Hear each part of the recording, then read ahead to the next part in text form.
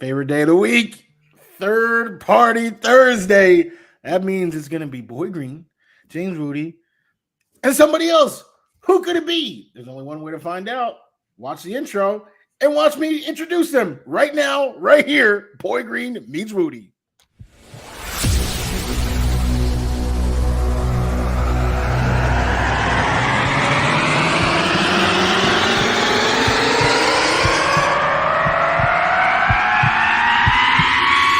Zoinks! It is unequivocally the Super Bowl for New York Jet fans. Field Yates, baby. Field gosh darn Yates. Let's bring him on the show. Come on, people. Connor Rogers is joining the show. What's up, Connor? But Trevor gosh darn Sycamore, baby, for me, personally, my favorite New York Jet of all time. Wow, it's great to be on. What an intro that was right there. Paul, nobody does an intro like you, man. Paul, you give the best intro of literally any podcast that I've ever been. I'm gonna lose my gosh darn bananas.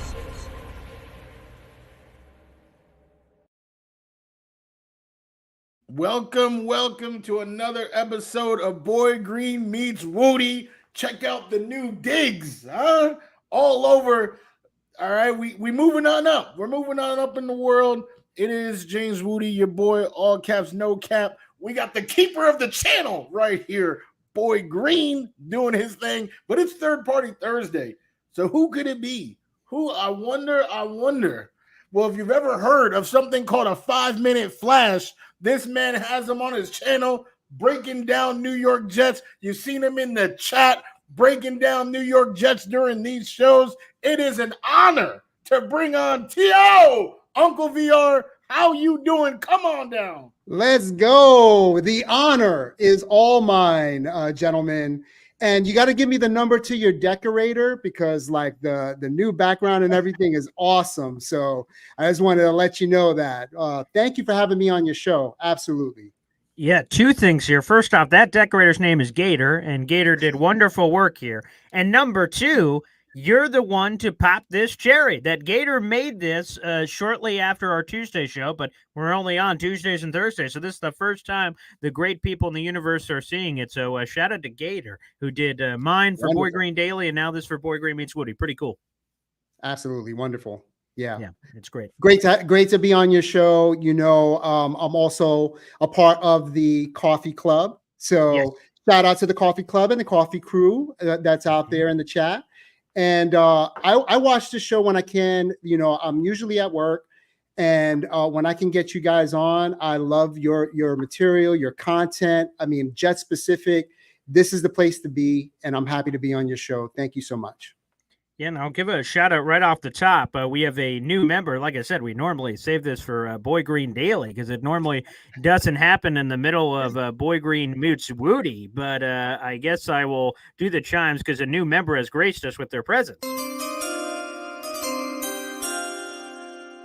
A shout out to Brandon, who is given the JETS and an exclamation point in there. He is a new member of the Boy Green Coffee Club here. Jets. He has it in here. And shout out to Brandon. He became a member in between. Now, sometimes people become members like live during a show. I got a little ding. I'm on my radio show. I'm like, whoa, Brandon's a member. Okay, I got to remember that one to make sure I give some proper love. So, Brandon, welcome to the Army, brother. And I will give another shout out because we have someone else in here. And I'm hoping to use Wudi stuff here too. So we kind of meld these fences together. Snowball has made all the emojis for the channel. And I'm going to submit some Wudi-ology here. You know, some threesome Thursdays. Who knows what emojis could be coming up?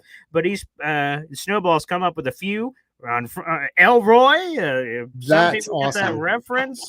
We got me, Boy Green. Look at that handsome mug. We got Zoinks emojis. Brian from Family Guy, bananas and mugs, and so many others. So shout out to Snowball. He's live in the chat. Who's making all these crazy ass emojis for the channel members. So we're just growing. It's phenomenal. But I can't wait. And again, salute to Snowball. You guys can hit the Absolutely. emoji button for all that, or hit the colon button and then write them out, and they'll pop up and populate. And I see everyone's doing it in the chat right now, you crazy bastards. So phenomenal. So yeah, Wudi, let's get this party started. Where are we going?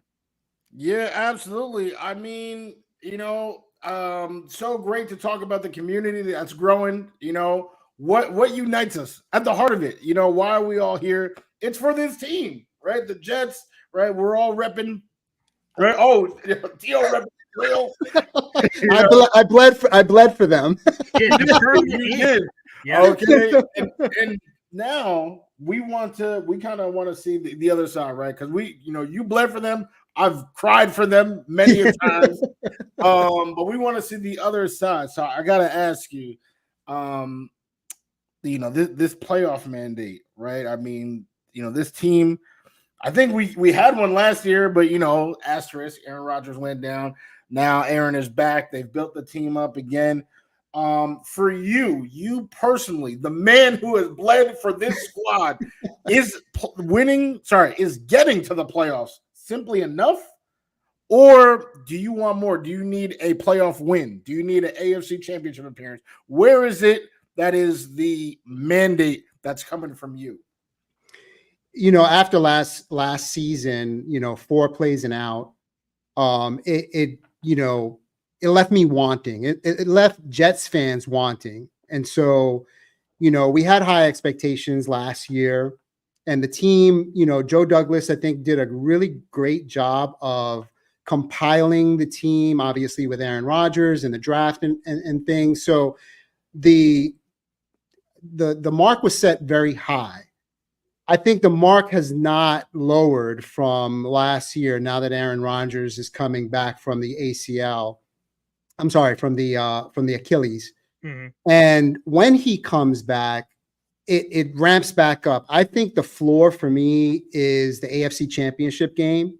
I think we're talented enough, from top to bottom, offensive line, number 1 defense, weapons, that it is a realistic goal. And for Jets fans, being 13 years, out of the playoffs, I think that, those expectations are, for us, are rightly so. I mean, we should expect the best. We should expect, other than tragedy. I mean, we want the opposite of that. So I think last year left a bad taste in our mouths. And this year, I think will, those expectations are very, very high. And I think that we should have faith. We should have positivity in thinking that we can exceed our expectations for this year with the team that as currently constructed. Do we need a piece here and there? Possibly, maybe.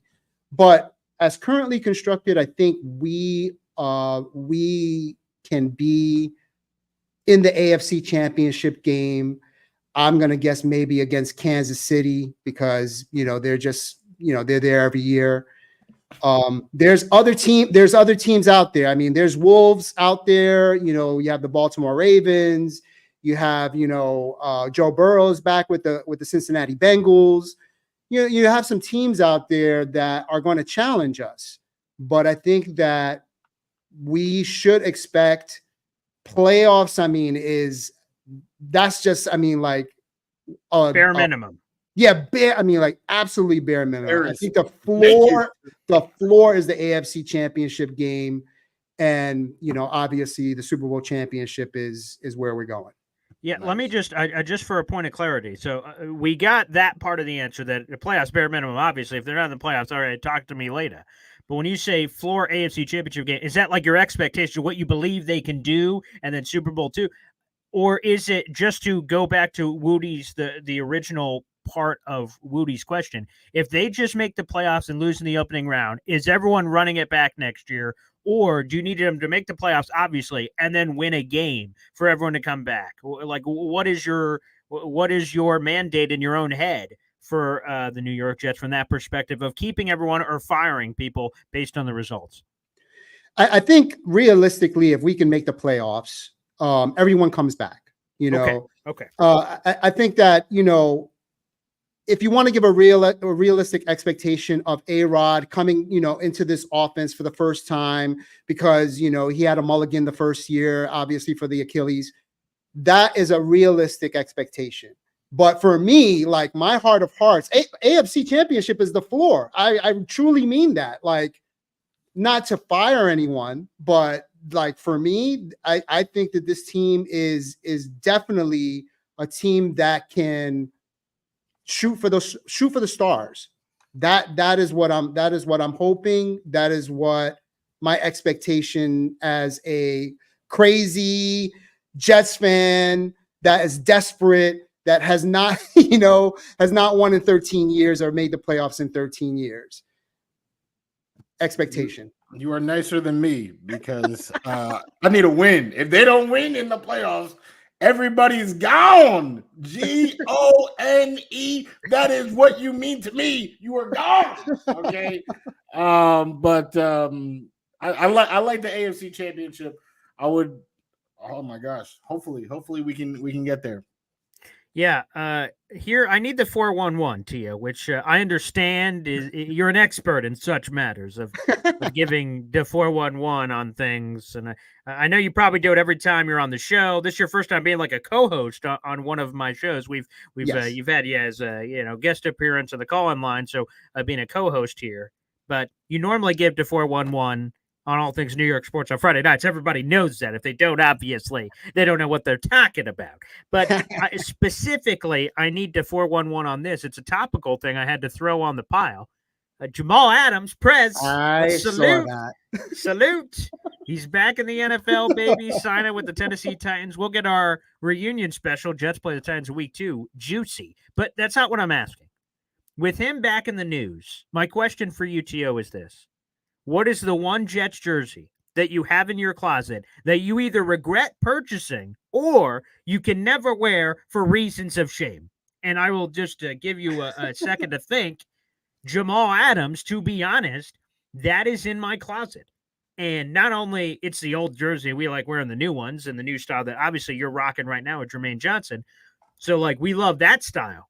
But, Yes. like, after what he did to Connor Hughes' wife, the way things ended, he shot his way out of town. I can't wear that with pride. And quite frankly, I can't wear it at all. I haven't worn it. I'm not burning it. I'm not one of those people, and I'm not selling it. What am I getting? A bag of Doritos? Like, what am I getting anyway? But I'm keeping it in the closet for some time in the future. Maybe I can't wear it. But that is a perfect example of this very question, and it's Jamal Adams himself, where I can't wear that in public, and people are going to go, yeah, Jamal, baby. No one's going to be doing that to me. So is there a Jets jersey in your closet that fits these requirements? Again, either you regret, why did I buy this? What in the hell was I thinking? Or, again, shame. I can't wear this freaking guy over here. So who is it? Who is that guy? So let me give you a little bit of historical review. Originally, that jersey was Darrelle Revis when he left the first time. Patriots Super Bowl, right? Yeah, I got you. Okay. And for all intents and purposes, I kept it. I didn't burn it. It wasn't something that I went and said, okay, I'm done with you and I'm going to, take it to the Belt Parkway and ride, drive over it or anything like that. It stayed in my closet for whatever purposes. I never wore it again. And then he came back, after winning the Super Bowl and all that kind of stuff. He came back. Now, he was a shell of himself. He wasn't Revis anymore. But, I thought about wearing it again, and I said, no, I'm not going to do it. It just stayed in my closet, and it's just like, there, and I just never wore it again for a lot of different reasons. He's been in the news. We know what's been going on with him, with Cromartie. We know what's been, happened last year with Klecko. Santonio Holmes was one that I, in my closet that I, kind of, wow, for a minute there was like, oh, this guy. Nah, but I have to agree with you. Jamal Adams, I love Jamal Adams. I followed his career all the way from LSU. And when, he basically just kind of did, a lot of the talking and then the Connor Hughes thing. I mean, like, I just couldn't respect that. So, I mean, that is one that I would have to agree with you. Okay. That's in my closet currently right now, in the closet, the green with the white numbers in there. I used to wear it with pride. I think I have pictures in it. I can't wear it again. That's absolutely fair. Not. We're getting all kinds of answers in the comment section. I see Jared B says Wilkerson, and I have Muhammad Wilkerson in the closet, and that's very similar. Again, there's a lot of homegrown short. Maybe the further I get away, maybe that's one I can wear. I've got Vernon Golston, the original. So when he was drafted, he was 56. I said, "Ooh, we got another Lawrence Taylor, baby." Thank God I didn't tweet that, and that might have been before Twitter too. But thank God I didn't tweet that or say that anywhere. But I said it to myself, and they switched to jersey 50. So I don't know how many 56 Vernon Golstons are even out there in the wilderness, but I wear that one, and I'll be honest, I wear it. For whatever reason, I wear it every draft weekend because there's 3 days, so I wear it on one of the days of some sort of reverse jinx. I don't know if it's ever worked, but I convinced myself of it. So Vernon Golston's there. I'm seeing a lot of other answers here in the chat. Can I give an honorable mention? Please, yes, of course. So when Denzel Mims got drafted, I was very happy about that. Sure. And, his measurables in the combine and everything were like off the charts. So when we got him, we traded, back and then finally got him. I was like, okay, Denzel Mims. I almost purchased his jersey. It was like on sale or something like that. I almost purchased his jersey before everything happened, like hoping against hope that he would come around, and just never did.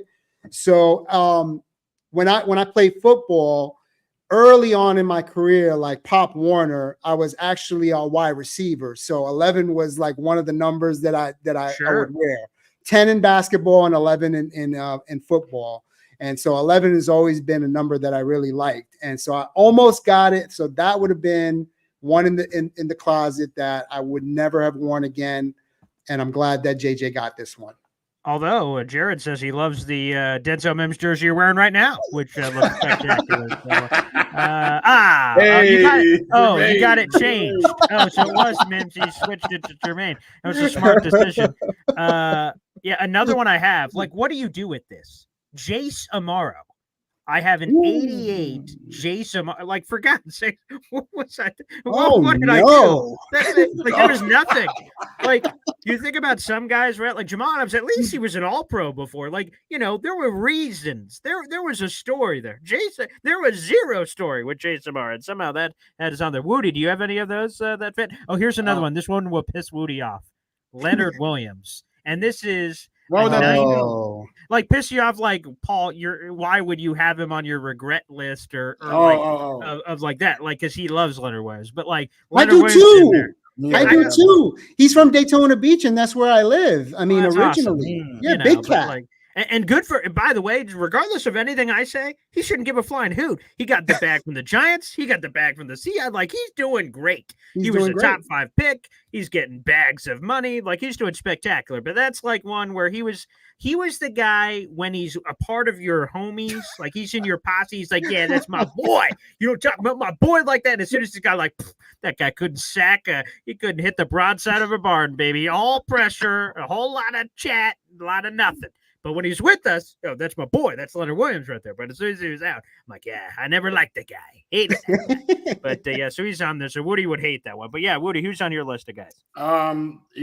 Unpopular. I actually wore my Jamal Adams jersey on this show like 3 weeks ago. You did. I remember that. Yeah. I mean, I definitely, I'm not a fan of the person, what he did. Connor Hughes' wife, that's inexcusable, just disgusting. But it is the most comfortable jersey I own. I'm so mad.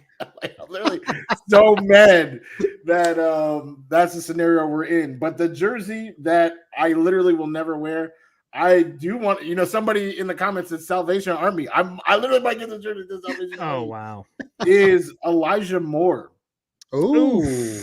I'm glad I didn't buy one. I never bought it, but I was like, all of us, how could you not? It's sexy. It's the 8. And it's, again, he was so good. That rookie season was. And everyone's saying, all the insiders say, oh, yeah, he's the superstar. And every time I'm like at a Jet shop or like in person, I see him like, ooh, I'll do it next time. Ooh, I'll do it next. And I never did. Thank God. Yeah. He was on the same team as AJ Brown, and like AJ Brown when he was drafted, and said, Oh, that's my boy. He's gonna light up the league and all this other kind of stuff. And then in the athletic story, Connor Hughes. I'm a big Game of Thrones fan. Apparently, me Elijah too. Moore, after he was drafted, on the mirror had Jamar chasing all the names, and apparently, Arya Stark went. Jamar Chase before bed and said them all like some freak. But what a cool story. Like, oh, wow, look at this guy. Man, there's all these things to love. And then he's a freaking basket case who occasionally tweets weird religious quotes. I don't know what's going on there. So, yeah, that's bad, Woody. That's bad. But, my God, though, what games were, the Colts game, he had 2 TDs. I mean, he was the Eagles game. That Gardner Minshew pretty much was perfect. He was like 18 for 18, but Elijah Moore was spectacular. Then I have said, like, the words have come out of my mouth that Elijah Moore was the best New York receiver since Odell. Like, that's how high I was on the train. Wow.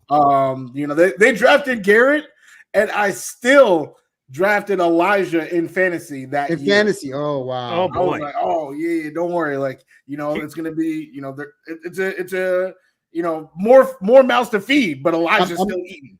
I'm guessing you didn't win that fantasy league. I did not. And by the way, boys, I won't say names because I like the people that said this, but there was people when Elijah Moore was on the same team as Garrett Wilson. They said, hey, Garrett's got to come to the reality. This person said, again, I will not shame them, but it is one of the worst takes I've ever heard. But they said that, hey, Garrett Wilson, you may never have the ceiling of Elijah Moore. Those words came out of the mouth of a Jets content creator. Again, I'm not going to name names. That's not what I'm about, but. Right. Oh, God. Sweet Lord. Yeah, that's probably out there in the universe. You guys could probably find that somewhere, but oh boy, yikes. Well, since we're talking about jerseys, I have a follow-up question for you guys. Sure, yeah. Are you guys fans of like having a old jersey with, like, let's say Elijah Moore, and then getting like the little placard that you put, you buy and put on the back of the jersey, and then have it sewn on? Are you guys fans of that?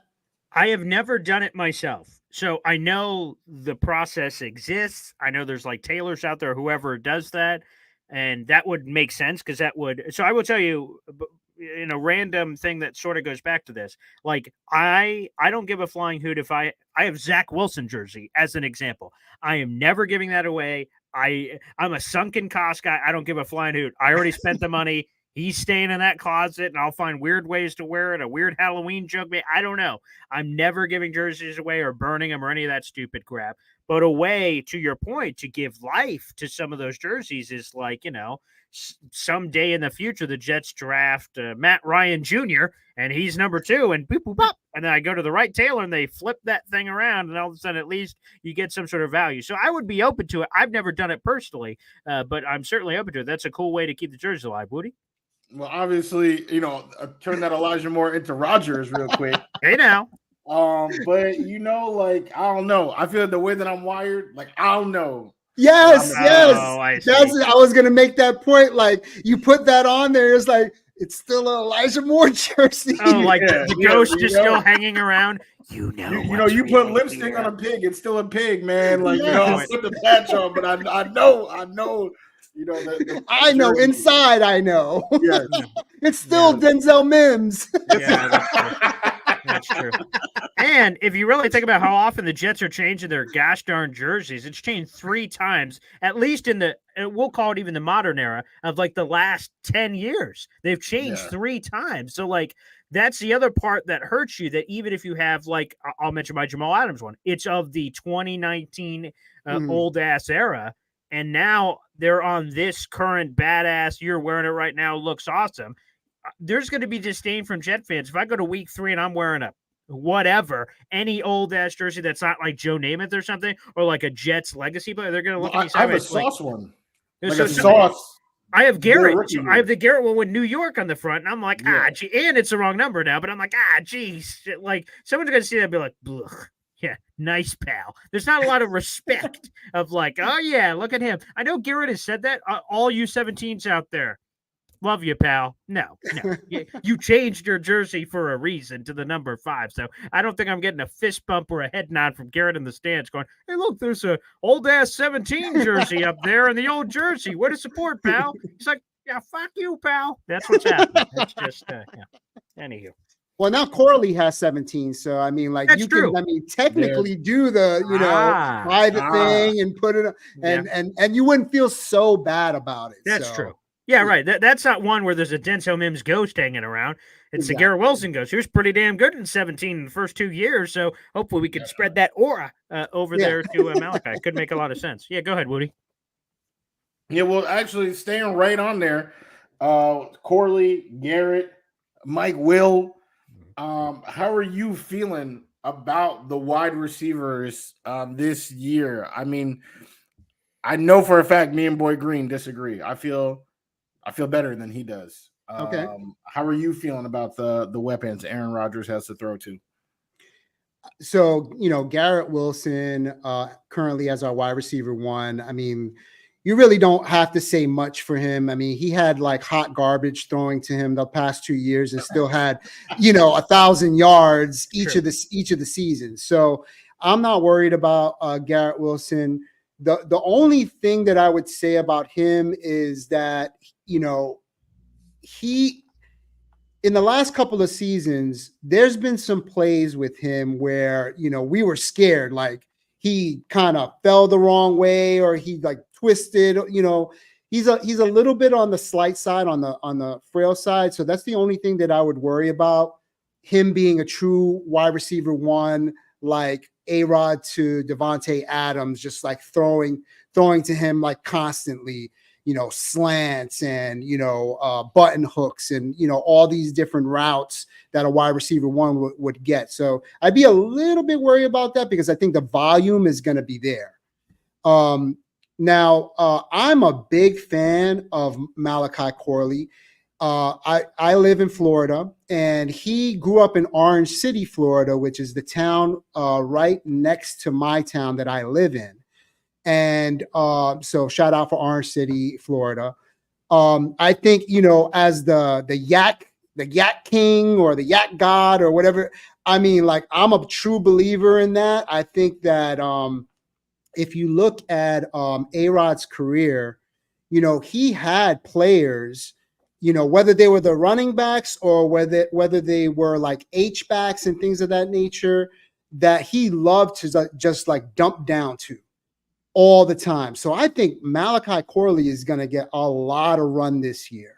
I think he's going to get a lot of receptions, and I think he's going to have the opportunity to run the ball after the catch, so that, let's see what happens with the Yak King and the Yak God. But I think that, looking at his physique, looking at, he's strong with a K, strong. He's going to run over some people. And Mike Williams, if he's healthy, I mean, he is definitely, he still has speed. He can run that 9 route still. He can definitely, he has the frame. I think he's like 6'3", 6'4". And so he can be that, intermediate receiver, a legit wide receiver 2. And with those 3 players, I'm very, very content. The rest, I mean, like Brownlee and Gibson, they showed out pretty decent last year. I had no complaints with them. I mean, they can only go up, right? So I think as 4th and 5th receivers, I think, they're pretty decent, and they'll be, like Gibson will be on special teams. He'll, do like jet sweeps and things of that nature. So I think that that's going to be, pretty legit for a wide receiver this year. So I'm good with them. I think I agree with you, Woody. What? Nice. I think you forgot a name there. Go back. What are all the names you mentioned? I heard a couple. Garrett Wilson. Yeah, that guy's pretty good. Let me just make that clear. We're all good there. Totally agree. Yeah, I'm wearing the NFL Blitz Garrett Wilson shirt for Pete's sake. I'm all about the There you go. Pizza train. I like that shirt, by the way. Yeah, thank you. That's an God awesome bless. shirt. Homage. Thank you. Homage. Yep. So you got Garrett Wilson. Okay, I heard you. Mike Williams. Okay, that was a pretty good one. Xavier Gibson, Jason Bradley. Only up from there, but Mike Williams. Mike Williams. Yeah, he's on the list. Malachi Corley. You mentioned he's on the list. Yep. I think you forgot someone else. He's this, you don't have to sit for this. This is his way of throwing heaps of hate toward a receiver. I think he used to be number 10, or he is number 10. He still is. 10? Yes, that's right. Yeah. Yeah, he used to play with Aaron Rodgers. Now he's about to play with Aaron Rodgers. 10 on the uniform, number -1 in your heart. Is he still? He hasn't retired yet. He's not on AARP or like AARP. Wow. The man is 26, 27, AARP. So, but no, I'm actually curious because they say Gibson has been, doing work, in the OTAs and all that type of stuff. Do you think there's a shot of him being that slot receiver? Like almost, I don't know if it's surpassing Corley. I don't know what their depth chart looks like right now. But do you think he has a chance to be that wide receiver 3? I think that there's always a chance. To be honest, not based on what I saw last year. Now that's unfair to him because again, as I mentioned earlier, he had hot garbage throwing the ball to him, and whoever, the person designing the plays was that guy. You know what I mean? Nathaniel, fuck it. You know what I mean? Sorry, is this a family show or no? It's the internet. Say whatever the hell you want. Honestly. So, but between those, variables, he's going to level up because he has Aaron Rodgers throwing to him and calling the plays because, whatever Nathaniel Hackett calls is going to be changed at the line. You know what I mean? Like it was, all right, I don't care what he said. We're going to do it our way and we're going to do this. So he's going to have both of those. He's leveling up. So is there an opportunity? Yeah, absolutely. But not based on what I saw last year. In terms of, like I mentioned him in jet sweeps and stuff like that. He was thwarted a lot of times on those jet sweeps. I didn't see the speed that I saw from like the run back for a touchdown in the first game of the season for the against the Buffalo Bills. I didn't see that speed on jet sweeps. I didn't see that speed, that separation when he was in the slot. In a lot of games. So that would have to improve for me, but I didn't see it last year. By the way, Wudi, was that former Aaron Rodgers teammate? We were talking about Malik Taylor. Is that the former Aaron Rodgers teammate? Talk about that in that receiving core, but that's neither here nor there. Yeah, let me just be blunt here, Tio, and I'm curious where you stand. We've talked about this guy I'm about to bring up in the greatest light of all time.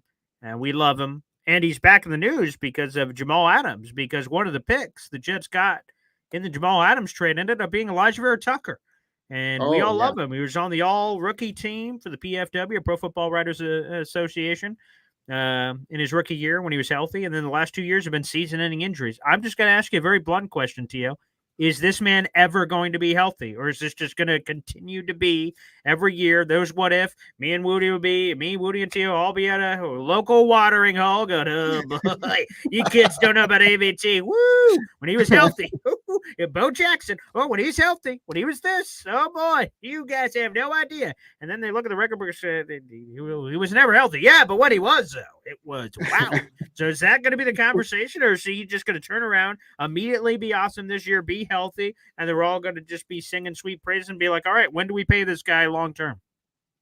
So Vera-Tucker, I'm going to claim that he is going to be healthy this year. Okay. All right. Because we do not play Denver in Denver. Yeah, it's true. So, we play Denver, but not in Denver. Yes, that's true. Yeah, we play Denver, but not in Denver. And you know, if you look at both of those injuries, they happen in that game, in those situations and scenarios. Seriously, I think that he has the opportunity to not be injured because he's not going to be taking a lot of the brunt of the offensive line duties because he's going to have help. You know, the line the last couple of years have been, you know, kind of weak. You know, I mentioned AARP. You know, Dwayne Brown was our starting, you know, tackle, you know, opening day last year. I mean, like ridiculous. You know, 38-year-old, you know, tackle, you know, starting on the line. So I think a lot of pressure and a lot of, you know, weight was on ABT because of how good he is. And then, you know, it didn't help that he was, you know, going from being guard to tackle and tackle to guard in a lot of games as well, putting stress on him, because I don't care what anyone says. Those are two different positions. You know, when you're on the inside, you know what I mean? Your footwork is different. You know, your assignments are different. And when you're at tackle, totally different. Your footwork, you have to, like, you know, be flexible. You have to have eyes in the back of your head. You have to, you know, absolutely, you know, protect that corner. And the level of defense on the corner on DN is totally different in what you have to protect. So did that put unmitigated stress on ABT? Absolutely. I'm a big, you know, proponent of that theory.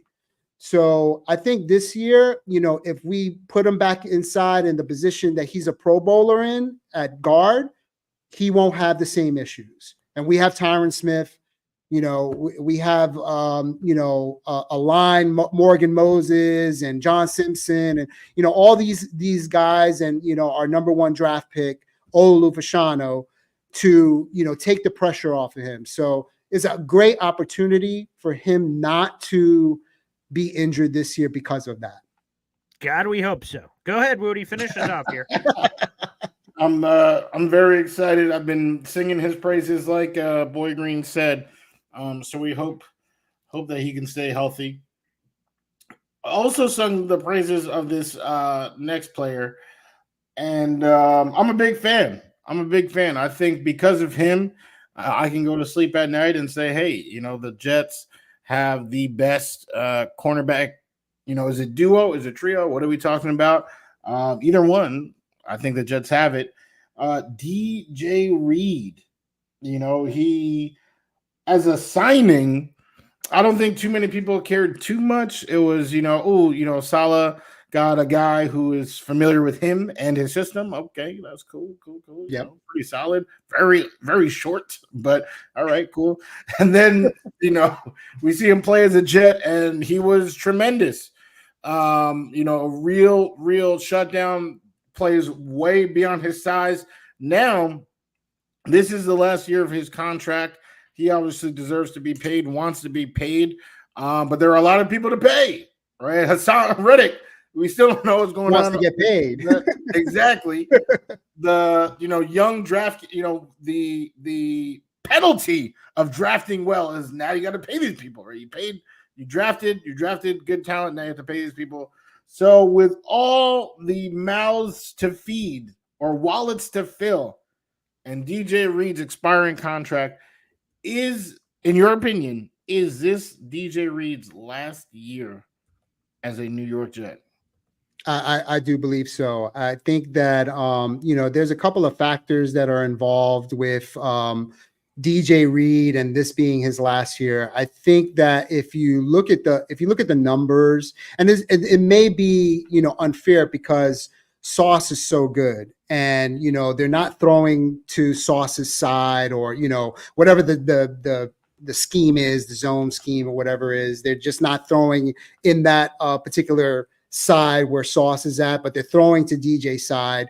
So his PFF numbers, if you look at those, they've been declining the past couple of years due to that. So is that a fair comparison? Yes or no? I mean, you can like kind of like grasp at straws in regards to that. But the point that you make about having to pay other people, I think that makes the situation with DJ Reed, kind of bare in regards to they're not going to be able to pay him what he's worth on the market for a solid to near Pro Bowl status cornerback 2.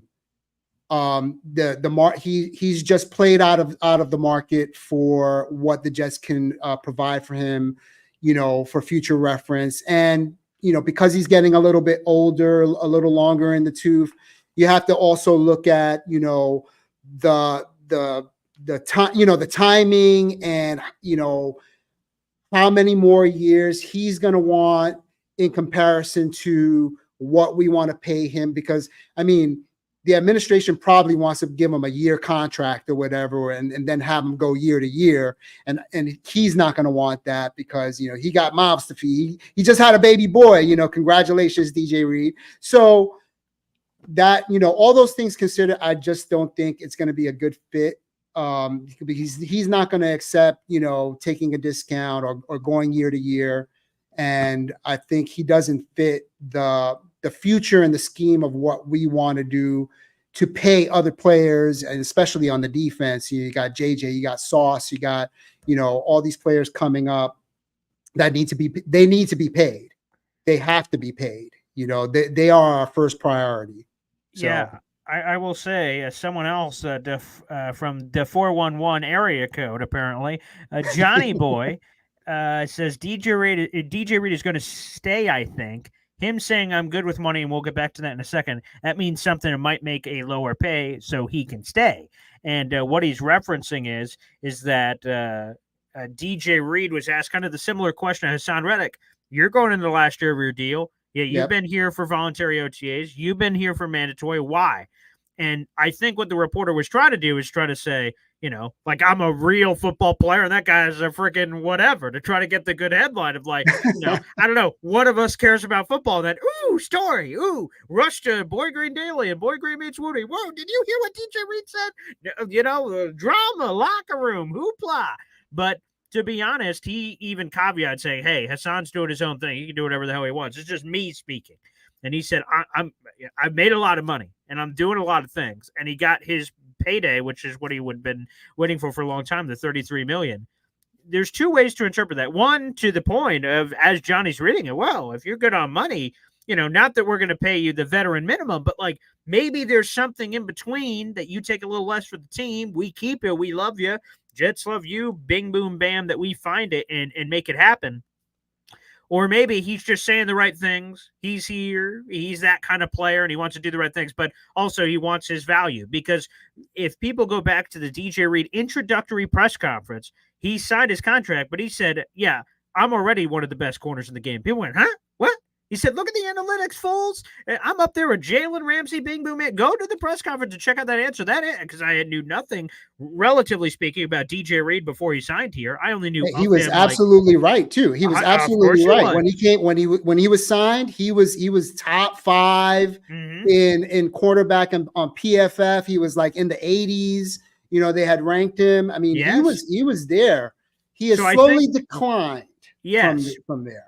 Right. No. Yeah. So his numbers were true. So what he said, there was stuff to back up what he said, but you could tell that being viewed as one of the best in the game is very important to him. So when people say, "Oh, PFF, you're 13th of the PFF ratings," as the nerds say in the back room, he's like, "No, I'm top 3 or I'm top this." And the way to say that to your teammates, getting paid top 3, top 5 money. That $11 million per year is aged like a fine wine for the Jets, not so much for DJ Reed as the rest of the corner market has kind of bubbled. So again, that's where we're getting a little trouble. I agree with Johnny that I would love to find a way to keep him because DJ Reed has been one of the best free agent acquisitions in Jets history. He's been spectacular. And a lot of us have and I hate this, that a lot of Jets fans went, well, it was fun while it lasted. He's got to go. Like, and not say that they want him to go, but they've just accepted the fact that he's gone. We're just playing out this year. The ghost of DJ Reed is just flying through the Jets building right now because he's really gone. It's like a Back to the Future thing. He's just going to disappear by the end of the season where, DJ, where'd he go? Like that's what happened with DJ. I'm saying, whoa, before he disappears, like for God's sakes, can we jump in the DeLorean? Can we go a certain mile per hour to save his ass? Does he have to go? So that's kind of where I'm at. I want to find a way to keep him if he can stay, if it's realistic, but I don't know if it is. Ultimately, DJ and his agent knows the money that they're asking of the Jets. All we know is apparently the Jets and DJ have not talked contract, so apparently this is going to be a conversation, unless we get a surprise in the next 2-3 weeks, that's going to happen next offseason. So we'll see. I'll just say that, with, good teams, unfortunately, lose good players. I'm sure ain't nobody in Kansas City, including Andy Reid, they weren't trying to get rid of Tyreek, but, it's the money. Trent McDuffie this offseason, yeah. Yeah, I mean, they in order to keep trudging forward, they have to keep offloading their talented but not quite franchise cornerstone players.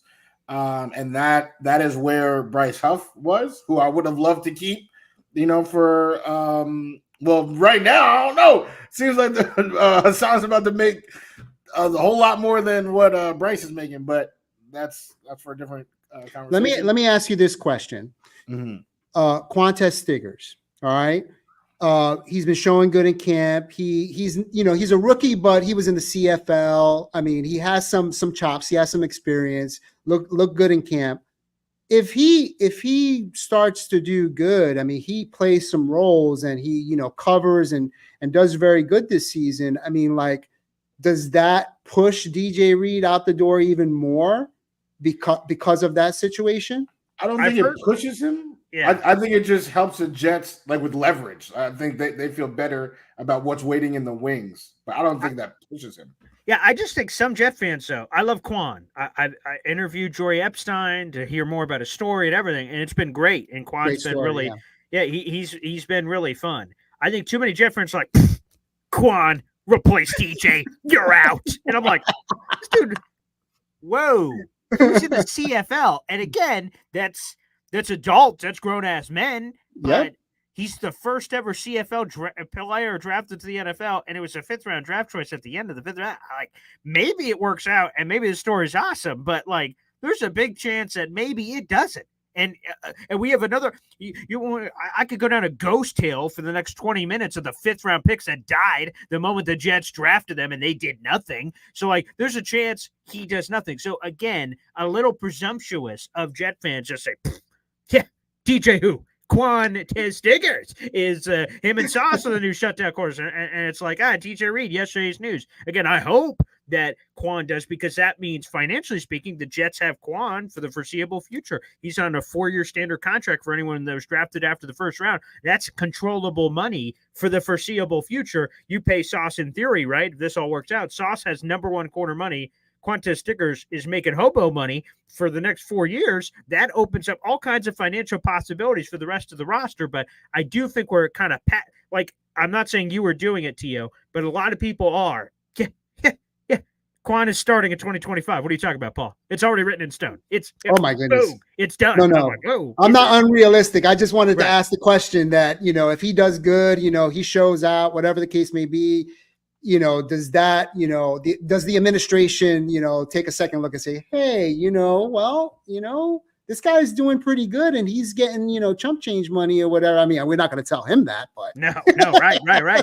And I will just say this, because proud NYJ fan Nick Shine also joining us in here. I saw Buffalo Jet fan did a full video on this a couple weeks ago, but the Jets have a lot of big boy decisions to make. Hassan Reddick, there's DJ Reed, there's Tyron Smith, there's Morgan Moses. I mean, there is a Tyler Conklin, there's Michael Carter II. I could go, there is like somewhere in the ballpark of 11 legitimate starters for the New York Jets that are free agents after this year on both sides of the ball. And that could be a crazy comp pick bingo where the Jets are getting like a cajillion picks. It wouldn't be next offseason. It would have to be the offseason after. So you wouldn't feel those effects for a while. But that is also part of the equation, that you could get that by letting them go and just chasing all in, because you don't want to trade away. This is another Jamal Adams story. The Jets traded Jamal Adams away right before training camp. And in theory, we got an awesome deal and 2 first-round picks, and that was cool. We had a 2-14 season that year. The next year we won 4 games. Why? We traded away one of our best players right before camp. There was zero way to replace him. Bradley McDougal, there's a bar trivia question for who's the safety we got back in that deal. Bradley McDougal, yes. Yeah, Bradley friggin' him. McDougal. Like, the fact of the matter is he's that, a throw-in. yeah, he was. But, the Jets got worse. If the 49ers trade away Brandon Ayuk before the start of the season, they get worse. There's no way they're going to replace Brandon Ayuk with anything. So while it worked out long-term for the Jets in this, I'm just bringing it to the DJ Reed conversation. I've heard some Jet fans float out, just trade DJ Reed now. Boom. Get something for him before he hits the open market. Get a piece. I don't give a flying hoot about a 20-25 second. That doesn't help the team. The Jets are trying to win the Super Bowl. If DJ Reed is on this team, we win the Super Bowl and he's a free agent, I'll slap him on the ass and send him to the airport. Fly, DJ, fly. I don't give a flying hoot. Let the door hit you where the good Lord split you. God bless. See ya. So, that's it for me. So, again, I think that's the part of the equation that I am cool losing some of these guys if you win the chip, if you make this crazy run. That's where you're okay with it. If you don't make the run and then you lose those guys, you're like, fuck, we should have let that guy go. Bryce Huff is a big example. People said there's all kinds of trade calls for the Jets ahead of the trade deadline on Bryce Huff, and then we end up not making the playoffs. People are like, damn, we lost Bryce Huff for nothing. And now it doesn't even look like we're getting the comp pick because of all the other signings we made. So that's part of the equation. But I prefer to risk it and try to chase the chip. So we'll see where those cards lay with DJ. And fans are a little short-sighted about this. Never forget this. All right. 3 of the positions are premier positions that we need to cover and sign in the upcoming years. That is CB1 with Sauce, wide receiver 1 with Garrett Wilson, and JJ was a defensive end who I think is, even though he was disrespected as the apex predator, he is going to command a lot of money as well. So 3 positions, but premier positions, not just like run of the mill, like, we got to sign a linebacker, we got to sign, a kicker and all this kind of 3 premier positions. So that's expensive. You're talking about like cornerback and wide receiver 1 is quarterback 2 money. Fair enough. All right, Wudi. Well, that's Uncle Tio. What a fabulous debut you've made here on Boy Green Meets Wudi. And if you play your cards right today, I'll talk to Wudi after. It may not be the last time you're here on the program. Like I mentioned before, this has been an honor and a pleasure. I love you guys. You guys bring it every day with the content, and I'm a fanboy over here. Got my cup ready. Anytime you're ready to call me, I'm ready to be here. Well, I also say this to you. We're all going to meet each other. We're all going to Jets Patriots week 3 for the crazy party. Nick shines in the chat as well. So we got 25 tickets, 25 of the combination of Jets content creators and fans are going to unite for the week 3 game at a minimum to watch a game together. And then there's even more, of course, that are going to be at our tailgate special, which is going to be spectacular. So I can't wait to meet both of you crazy bastards. And it should be a doozy. Should absolutely be a doozy. I'm a hugger, man. You're on my hug list, both of you guys. So beautiful. Yeah, I don't know what Wudi is. Wudi, are you a handshake or hug kind of guy? All of the above. I'm usually Dap and slap. Boom. That's probably the classic. Okay, great. But Tio, definitely appreciate your time, your insight, your passion, your kind words, everything, your energy. Today awesome. for the third party. What a tremendous party it was. And like what Boy Green said, this was the first time. I don't think it's going to be the last time, but we definitely appreciate you for this time. Awesome. Thank you guys. I appreciate you guys. Have a great day. And thanks to the universe. Thanks everybody for tuning in. We'll be back tomorrow morning, bright and early, for another edition of Boy Green Daily. Take care, everybody. God bless. We'll see you.